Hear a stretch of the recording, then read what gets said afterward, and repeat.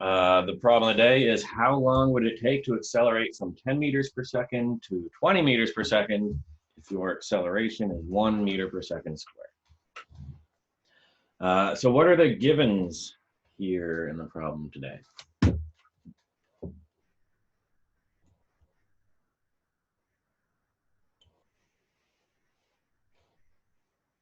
The initial? Yeah, initial velocity, right? What's that going to be? 10 meters per second. 10 meters per second, that's right. That's what we start at. So our VXI. And then we also have the final. Right. And what's that? 20 meters per second. 20 meters per second. Okay, great. What other information, what other piece of information do we know from reading the problem? The acceleration, The acceleration. which would be 1 meter per second squared. Perfect. 1 meter per second squared. And we're looking for time, right? Exactly. How long would it take? So the unknown that we're looking for is our time, delta t. Great. Okay. Camera keeps moving here. So we've got our givens, we've got our unknown. Next step is to pick our kinematics equation.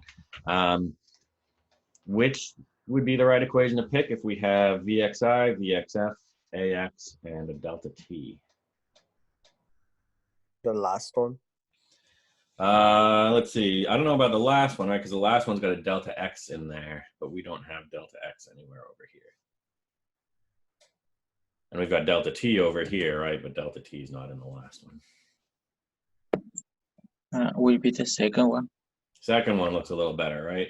Because we've got Vxi, Vxf, Ax, delta t, and the second one's got Vxf, Vxi, Ax, and delta t. So let's try that one.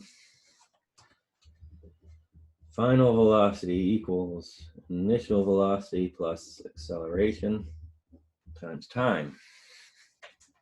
And we're looking for time, right? So we've got to do a little bit of rearranging here. What would the first step be to get the time by itself?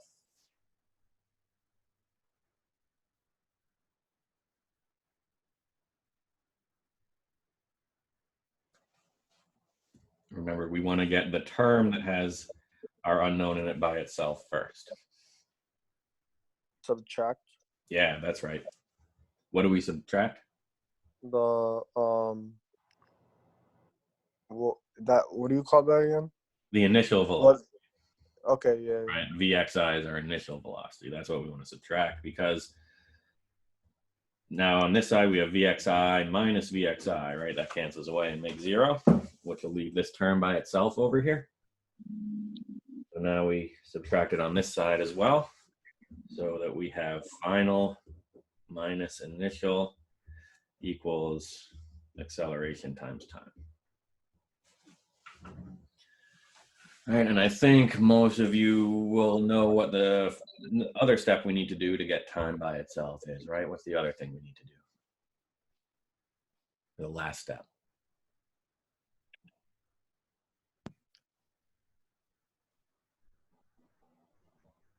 Divide the acceleration on both sides? Exactly. Yeah, great. Divide the acceleration on both sides, right? Because if on this side I do acceleration over acceleration, that equals 1, that cancels out. I have to do it on this side as well.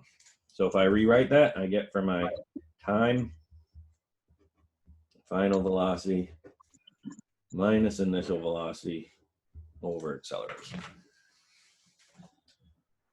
And I can go ahead and plug in the numbers, right? My final velocity was 20 meters per second.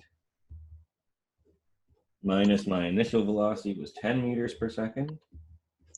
And then I'm going to divide that by the acceleration, which was 1 meter per second squared. I'm not going to use the calculator today, right? Because I know 20 minus 10 is 10. And if I do 10 divided by 1, I still have 10. So my time there is going to be just 10 seconds, right? And it's seconds because meters per second on the top and meters per second squared on the bottom means the meters cancel out and one of the squares cancel out, and I'm left with seconds. And again, we probably should have been able to figure that one out even without looking at the, maybe even without doing the math there, right? Because the problem is, how long is it going to take to go from 10 meters per second to 20 meters per second if we're increasing by 1 every second? So it's just going to take 10 seconds, right? If we're increasing by 1 meter per second every second, then it takes 10 to go from 10 to 20. So what kind of makes sense matches up with the math we did and the answer we got.